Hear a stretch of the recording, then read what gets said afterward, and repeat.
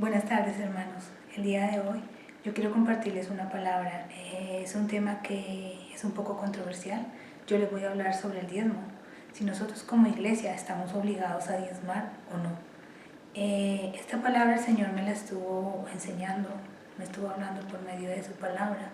También me estuvo hablando cuando yo estaba en oración, porque hay muchas personas que a mí me preguntan si nosotros estamos obligados a diezmar, si nosotros como iglesia, como hijos de Dios, tenemos esa obligación de pagar los diezmos. Entonces yo he estado orando y el Señor me ha confirmado, y yo quiero compartirles a cada uno de ustedes lo que a mí el Señor me dio o me enseñó.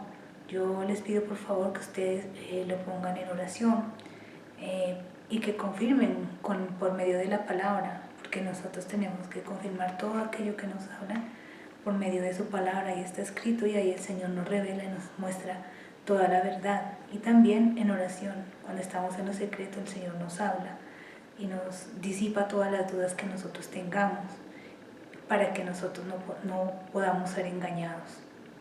Estamos en los últimos tiempos, hermanos, y ustedes saben que lo dice su palabra, que habrán falsos pastores, falsos profetas, falsos siervos de Dios, que se inventarán muchas doctrinas, y que aparecerán falsos cristos también, que incluso llegarán a engañar a sus escogidos, ¿no? Por eso Él viene pronto, para evitar que todo su pueblo se pierda.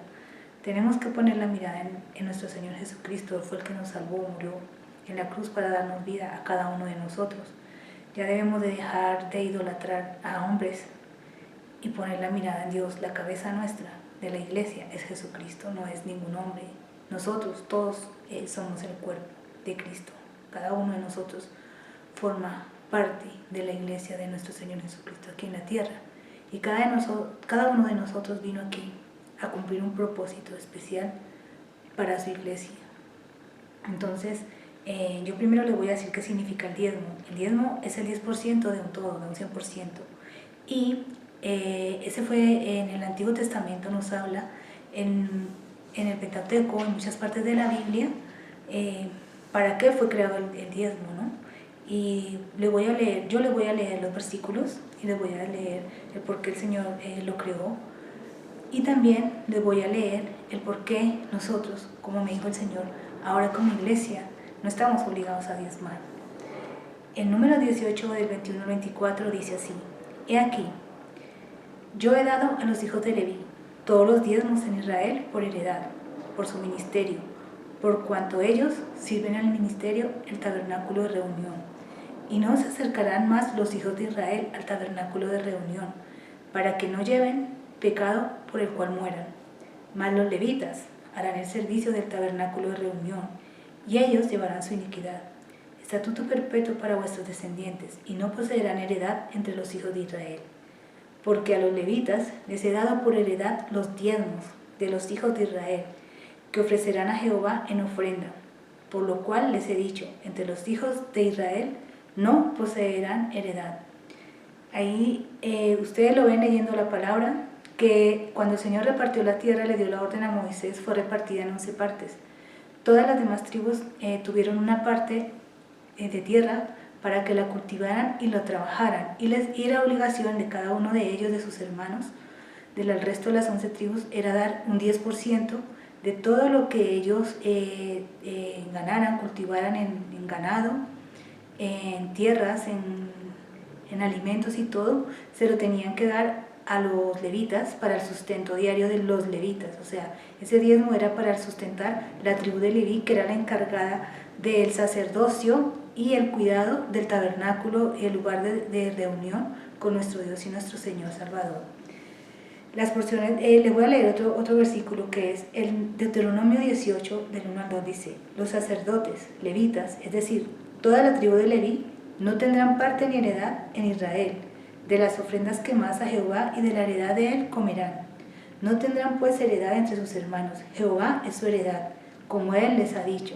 El mismo Señor lo decía, que todas las ofrendas eran dadas a Jehová, a nuestro Señor, pero eran para los levitas, para toda la tribu de Leví, no solamente para la familia de Aarón y sus hijos, sino para las otras familias de los levitas, porque cada uno de ellos tenía un trabajo específico. Unos se encargaban de la adoración, otros se encargaban de armar y desarmar el tabernáculo, o sea, de administrar y ministrar todo lo relacionado con la obra del Señor, de Jehová. El nombramiento de los levitas, eso está en el libro de Números. Ustedes pueden leer Números 1, 2 y 3, cómo el Señor separó a los levitas. Y dice que el Señor en Números 3, 41 dice el Señor así: y tomarás a los levitas para mí en lugar de todos los primogénitos de los hijos de Israel, y los animales de los levitas en lugar de todos los primogénitos de los animales de los hijos de Israel. Y en el mismo libro de Números en 1 dice: pero los levitas, según la tribu de sus padres, no fueron contados entre ellos, porque habló Jehová a Moisés diciendo: solamente no contarás la tribu de Leví, ni tomarás en cuenta de ellos de entre los hijos de Israel. Fue cuando el Señor le mandó a Moisés a censar el pueblo, sino que pondrás a los levitas en el tabernáculo del testimonio y sobre todos sus utensilios y sobre todas las cosas que le pertenecen a ellos. Llevarán el tabernáculo y todos sus enseres, y ellos servirán en él y acamparán alrededor del tabernáculo. Ahí vemos que fue escogida una sola tribu. Y más adelante sigue hablando sobre todo lo que tenían que hacer los levitas. Cuando el tabernáculo se movía y era trasladado, solamente la tribu de Leví tenía que trasladarlo, porque si cualquiera otra tribu del pueblo de Israel se acercaba, moría. Y les voy a leer también algo que el Señor me mostró, porque muchas veces ponen como excusa el diezmo para la iglesia, ¿no? En Éxodo 25 nosotros vemos cómo el Señor le dice a Moisés, Jehová le dice a Moisés que pida al pueblo una ofrenda para la creación y del tabernáculo y de todo lo que se necesitaba.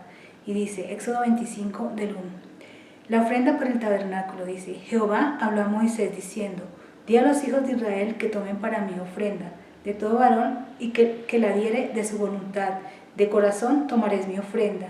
Y este mismo versículo es repetido en Éxodo 35, en el 4 y el 5.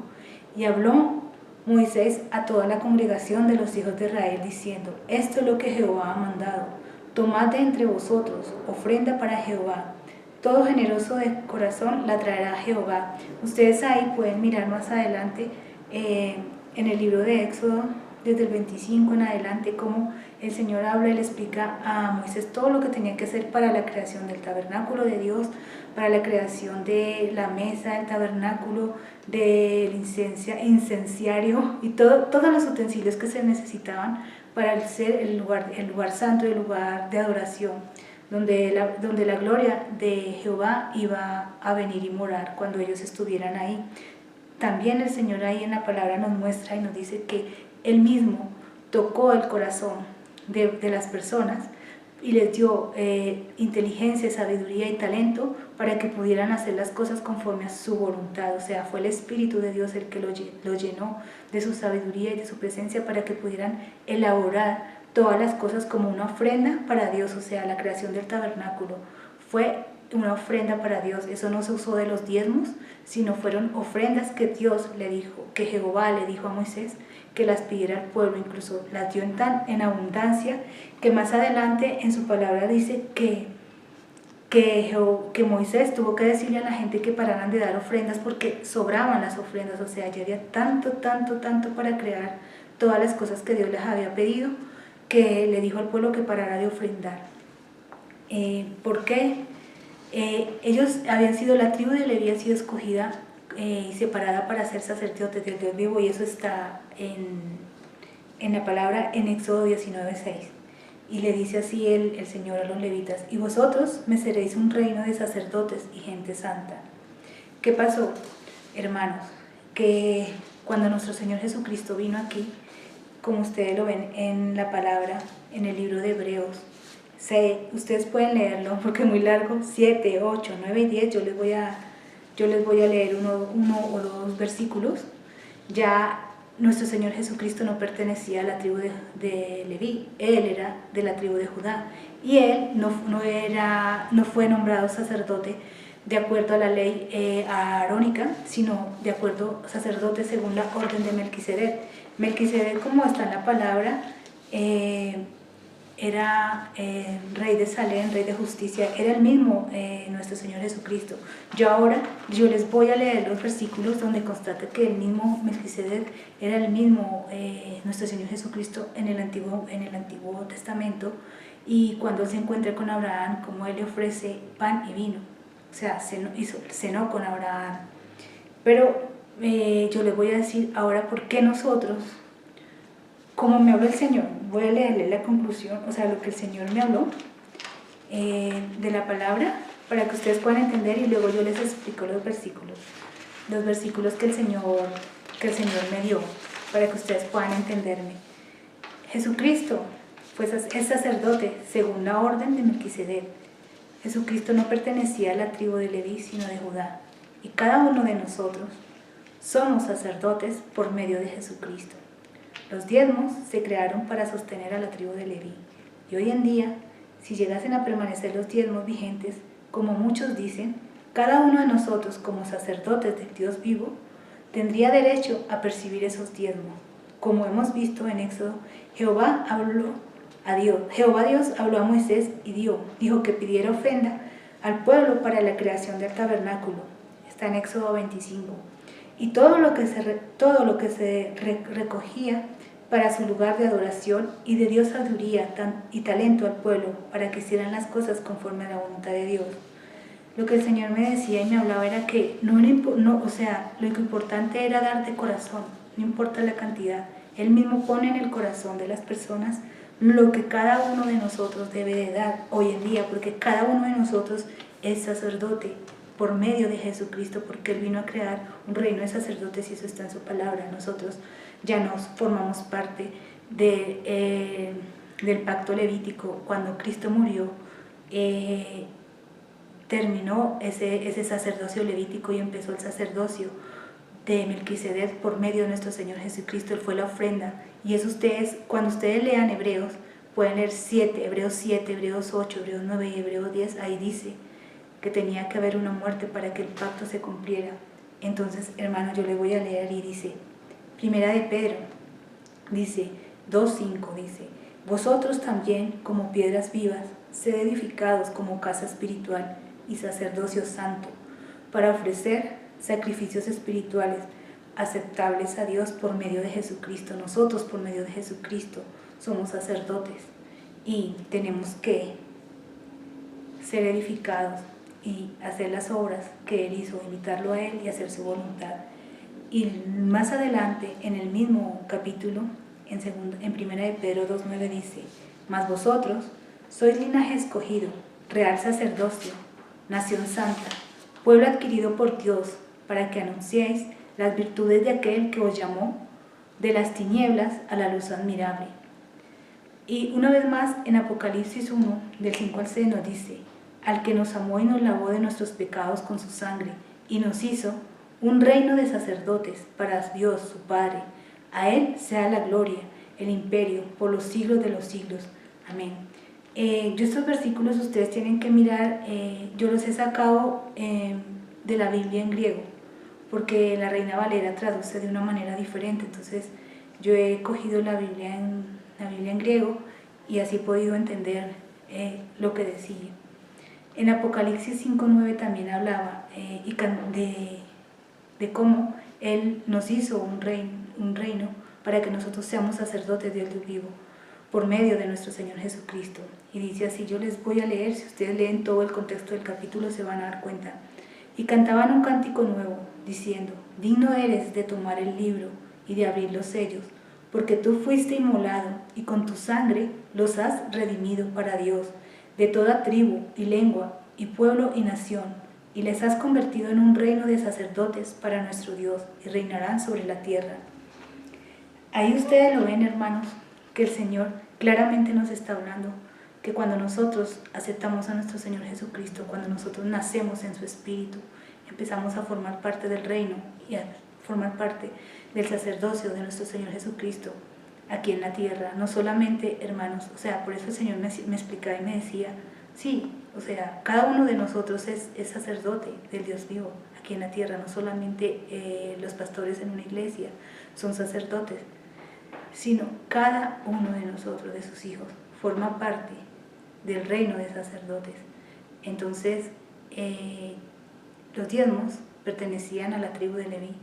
Nosotros pertenecemos al cuerpo de Cristo y Él fue sacerdote según la orden de Melquisedec. Es un nuevo pacto, una nueva orden sacerdotal. El Señor en ningún momento en su palabra instituyó, y muchas personas dicen que sí, que en el Antiguo Testamento Abraham dio los diezmos a Melquisedec. Sí, eso fue una ofrenda que él dio esporádicamente, no fue hecha semanalmente, quincenalmente, mensualmente, como estaba instituido en el pacto levítico y en la ley que se le dio a Moisés para el pueblo de Israel. Tenemos que saber una cosa, hermanos, una cosa fueron los mandamientos de Dios y otra cosa fue la ley. Los mandamientos siguen vigentes, la ley, el pacto levítico con nuestro Señor Jesucristo fue derogado, y eso ustedes lo pueden ver, yo lo leí y lo pude leer en Hebreos. Ahí habla que renovado, que una vez que hubo un nuevo pacto, toda la ley, todo el pacto levítico fue derogado con la muerte y el sacrificio que hizo nuestro Señor Jesucristo en la cruz. Y les voy a leer lo que habla Hebreos 7, del 1 al 14, sobre el sacerdocio de Melquisedec. Dice: para que ustedes se den cuenta de que este Melquisedec que habla aquí en Génesis era el mismo Señor Jesucristo. Porque este Melquisedec, rey de Salem, sacerdote del Dios Altísimo, cuyo nombre significa primeramente Rey de Justicia y también Rey de Salem, esto es, Rey de Paz, sin padre, sin madre, sin genealogía, que ni tiene principio de días, ni fin de vida, sino hecho semejante al Hijo de Dios, permanece sacerdote para siempre. Considerad pues cuán grande era este a quien aún Abraham, el patriarca, dio diezmos del botín. Y ahora vamos a leer Isaías 9:6. Eso lo profetizó Isaías ya de lo que iba a pasar con nuestro Señor Jesucristo, y dice: nacimiento y reinado del Mesías, porque un niño nos es nacido, hijo nos es dado, y el principado sobre su hombro, y se llamará su nombre Admirable, Consejero, Dios fuerte, Padre eterno, Príncipe de paz, Salem. Y lo volvemos a leer en el Salmo 110. Jehová dijo a mi Señor: siéntate a mi diestra, hasta que ponga a tus enemigos por estrado de tus pies. Jehová enviará desde Sión la vara de tu poder, domina en medio de tus enemigos. Tu pueblo se te ofrecerá voluntariamente en el día de tu poder, en la hermosura de la santidad. Desde el seno de la aurora tienes tú el rocío de tu juventud. Juró Jehová y no se arrepentirá. Tú eres sacerdote para siempre, según el orden de Melquisedec. Ahí el Señor estaba profetizando sobre nuestro Señor Jesucristo lo profetizó por medio también de Isaías y también de David, del rey David.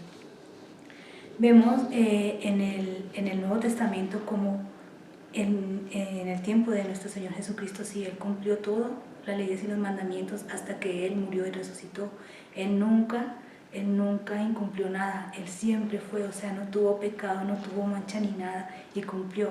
Pero también vemos que nos estaba enseñando el camino que deberíamos de seguir, imitándolo a Él y todo, o sea, cumplir todas las cosas. Y vemos en Juan 12, cuando María ofrenda con un perfume, Él le hace una ofrenda con perfume y lava los pies y los seca con su cabello, que ahí había uno de sus discípulos que él tenía la bolsa de las ofrendas, donde recogían las ofrendas que daban a los pobres, y eso ustedes lo pueden leer en el Evangelio de San Juan 12.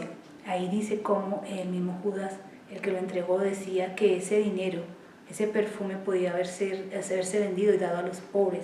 Ellos tenían una bolsa donde recogían las ofrendas para ayudar a los pobres y a las necesidades que habían entre todos. Y más adelante también vemos en Marcos 12 cómo el Señor nos habla de las ofrendas, donde dice la ofrenda de la viuda, cuando la viuda da una viuda echa 2 monedas, o sea, 2 blancas, Y entonces el Señor llama a los discípulos y le dice que esa viuda que había dado solo 2 moneditas había ofrendado más de todo lo que de los demás habían dado, porque ella lo había dado de corazón, mientras que las demás personas lo habían dado por cumplir. O sea, ahí nos está hablando el Señor y nos está diciendo que nosotros, cuando ofrendemos algo para su iglesia, para la congregación o para las cosas, para darle a los pobres, no lo hagamos por obligación, sino lo hagamos de corazón y ofrendemos conforme a lo que tengamos y conforme a su voluntad. Y eso nosotros lo podemos ver más adelante cuando el apóstol Pablo habla que no podemos dar más de lo que tenemos, ni menos, ¿me entiende? O sea, que no podemos nosotros perjudicarnos por dar a los demás cuando no tenemos algo, sino que dar de acuerdo a lo que nosotros tengamos. Y en Hechos 11, del 29 al 30 dice: entonces los discípulos, cada uno conforme a lo que tenía, determinaron enviar socorro a sus hermanos que habitaban en Judea, lo cual en efecto hicieron, enviándolo a los ancianos por mano de Bernabé y de Saulo. O sea, ellos recogían ofrendas en los lugares donde estaban y las llevaban después a los demás hermanos, a los demás discípulos que carecían o que estaban trabajando para la obra de Dios. Y en Filipenses 4, del 17 al 18 nos dice: no digo esto esperando que me envíen una ofrenda, más bien quiero que ustedes reciban una recompensa por su bondad. Perdón. Por el momento tengo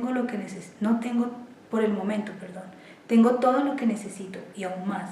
Estoy bien abastecido con las ofrendas que ustedes me enviaron por medio de Epafrodito. Ahí hablaba Pablo en la carta de los Filipenses, estaba hablando de las ofrendas que él había recibido de parte de ellos y les estaban dando las gracias por todo lo que estaba haciendo. En ningún momento Pablo pidió diezmos, sino que lo vemos en todo el Nuevo Testamento como el mismo Señor tocaba el corazón de las personas para que ofrendaran, y nos damos cuenta en la palabra que en el Antiguo Testamento, para la creación del tabernáculo de reunión o de la congregación, el Señor le dijo a Moisés que pidiera ofrendas, hermanos. El Señor me decía, una vez más se lo digo, el Señor me hablaba que nosotros como iglesia no estábamos obligados, porque ahora nosotros pertenecemos al sacerdocio de Jesucristo de acuerdo a la orden de Melquisedec. Nosotros no somos levitas, nosotros fuimos escogidos de los gentiles, fuimos apartados y separados para ser sacerdotes del Dios Altísimo. Y si en algún momento en las congregaciones y en las iglesias les llegasen a exigir los diezmos, no solamente esos diezmos serían para el pastor de la iglesia, sino que serían para todas aquellas personas que trabajan en la iglesia, que sirven a la iglesia como diáconos, que sirven a la iglesia como adoradores, como lo hacían en el pueblo de Israel, la tribu de Leví. Solamente no recibían los diezmos el sacerdote Aarón y sus hijos, sino que era toda la tribu en general. O sea, en la iglesia, si fuera implementado el diezmo en la iglesia, sería obligación por parte de los pastores pagar el diezmo también a todos los que trabajan en la congregación, hermano, porque ellos también forman parte del sacerdocio, forman parte y colaboran en la administración y llevan la obra de la congregación y de la iglesia. Por eso, hermanos, no nos debemos dejar engañar. El Señor nos está abriendo los ojos, el Señor nos está dando el discernimiento espiritual para que podamos entender y comprender todas las cosas. Ustedes pongan en oración. A mí el Señor me lo habló claramente estando en oración, me hizo entender que yo era y formaba parte de su iglesia, de su reino de sacerdotes, y que cada uno de ustedes como hijo de Dios forma parte de ese reino, que nosotros ahora no estamos obligados a pagar el diezmo, sí estamos de corazón para poder seguir levantando y llevando la iglesia de nuestro Señor Jesucristo a las naciones, y de corazón estamos obligados, porque el mismo Espíritu nos redarguye para que ofrendemos, para que su iglesia sea extendida por todas las naciones. Hermanos, eso es todo. Yo sé que este tema trae muchísimo conflicto entre todos. Yo solamente estoy hablando algo que el Señor me enseñó. Espero que a ustedes les ayude, y de nuevo pónganlo en oración. Que Dios los bendiga, que Dios los guarde. Seguimos en oración, los tiempos son muy difíciles, cada día van a ser más difíciles y tenemos que estar fortalecidos. Arrepintámonos y pongámonos a cuentas con Dios, hermanos. Aún hay tiempo. Cada día que Él nos da de vida, Él nos está dando una oportunidad porque nos ama, de que enderecemos nuestro camino y sigamos o hagamos su voluntad. Bendiciones y feliz tarde.